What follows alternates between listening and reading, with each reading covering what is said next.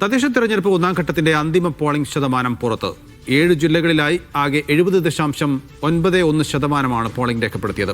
എറണാകുളത്താണ് ഏറ്റവും ഉയർന്ന പോളിംഗ്. 74.57% എറണാകുളത്തെ പോളിംഗ്. ഏറ്റവും കുറവ് പോളിംഗ് പത്തനംതിട്ട ജില്ലയിലാണ്.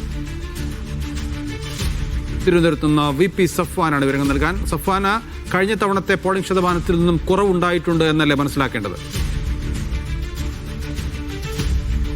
അതിൽ കഴിഞ്ഞ തവണത്തെ പോളിംഗ് ശതമാനത്തേക്കാൾ വലിയ കുറവാണ് ഉണ്ടായിട്ടുള്ളത്. കഴിഞ്ഞ 2020 നടന്ന തദ്ദേശ തെരഞ്ഞെടുപ്പ് കോവിഡ് കാലത്ത് നടന്ന തെരഞ്ഞെടുപ്പാണ്.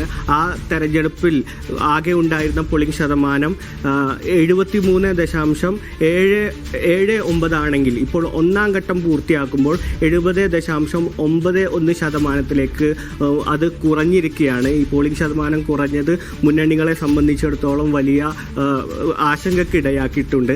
കോർപ്പറേഷനുകളിലും ഈ ആദ്യഘട്ടത്തിൽ തിരുവനന്തപുരം, കൊല്ലം, കൊച്ചി കോർപ്പറേഷനിലേക്കായിരുന്നു തെരഞ്ഞെടുപ്പ് നടന്നത്. അതിൽ തിരുവനന്തപുരത്തും കൊല്ലത്തും പോളിംഗ് ശതമാനം കുറഞ്ഞിട്ടുണ്ട്. തിരുവനന്തപുരത്ത് 58.29% പോളിംഗ്, കൊല്ലത്ത് 63.35% പോളിംഗ് എത്തിയിട്ടുണ്ട്. തിരുവനന്തപുരത്ത് 2020 59.77% പോളിംഗ് ഉണ്ടായിരുന്നു. കൊല്ലത്ത് 66% പോളിംഗ് ഉണ്ടായിരുന്നത്. കൊച്ചിയിൽ കഴിഞ്ഞ തവണത്തെ അതേ പോളിംഗ് ഉണ്ടായിട്ടുണ്ട്. ജില്ലാ അടിസ്ഥാനത്തിൽ നോക്കുമ്പോഴും വലിയ കുറവ് ഈ പോളിംഗ് ശതമാനത്തിൽ ഉണ്ടായിട്ടുണ്ട്. 73% മുകളിലായിരുന്നു 2020 പോളിംഗ് ശതമാനമെങ്കിൽ അത് 70.91 കുറഞ്ഞ ഒരു സാഹചര്യമാണ് ഉണ്ടായത്. ഈ കഴിഞ്ഞ ദിവസങ്ങളിലൊക്കെ വലിയ പ്രചരണ മുന്നണികളുടെ ഭാഗത്തു നിന്നുണ്ടായിരുന്നു.